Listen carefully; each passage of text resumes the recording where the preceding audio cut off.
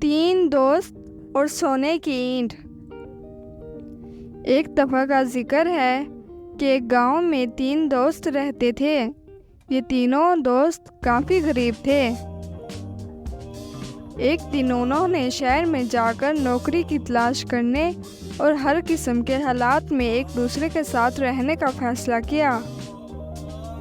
صبح ہوتے ہی وہ شہر کے لیے روانہ ہو گئے۔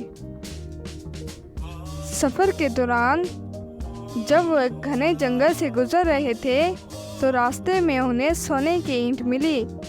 یہ دیکھ کر ان کی خوشی کی کوئی انتہا نہ رہی اور انہوں نے سونے کی اینٹ کو آپس میں برابر تقسیم کرنے کا فیصلہ کیا، لیکن ہر ایک کی خواہش تھی کہ سونے کی اینٹ وہ خود حاصل کر لے۔ لالچ ان کے دلوں میں آ چکی تھی، لیکن سونے کی اینٹ کو تقسیم کرنے سے پہلے انہوں نے کھانے کا فیصلہ کیا، کیونکہ انہیں کافی بھوک محسوس ہو رہی تھی۔ وہ ایک درخت کے نیچے بیٹھ گئے اور ان میں سے ایک دوست کو قریبی گاؤں سے کھانا خریدنے کے لیے بھیج دیا۔ اس نے سوچا کہ کیوں نہ اپنے دو ساتھیوں کو قتل کر کے سونے کی اینٹ کو اپنے پاس رکھ لوں۔ لہٰذا اس نے زہر اپنے دو دوستوں کے کھانے میں ملا دیا۔ وہ کافی خوش تھا کیونکہ اس کے دوستوں کے مرنے کے بعد وہ اینٹ اسے مل جانی تھی۔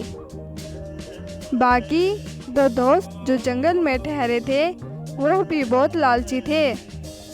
تیسرے دوست کی غیر موجودگی میں انہوں نے اسے قتل کرنے اور سونے کی اینٹ کو آپس میں برابر تقسیم کرنے کا منصوبہ بنایا۔ جب تیسرا دوست واپس آیا تو ان دونوں نے اس پر حملہ کر دیا اور اس کو جان سے مار ڈالا۔ اس کو مارنے کے بعد انہوں نے کھانا کھانے کا فیصلہ کیا، لیکن انہیں معلوم نہ تھا کہ زہر آلود ہے۔ جیسے ہی انہوں نے کھانا کھایا تو زہر کی وجہ سے وہ بھی موقع پر ہی مر گئے اور سونے کی اینٹ ان کی لاش کے پاس پڑی رہی۔ اس طرح تینوں خوش مزاج دوست لالچ اور خود غرضی کا شکار ہو گئے۔ نتیجہ: اس کہانی سے ہمیں یہ سبق ملتا ہے کہ جو دوسروں کے لیے گڑھا کھودتا ہے وہ خود اس میں گرتا ہے۔ نمبر 2، لالچ بری بلا ہے۔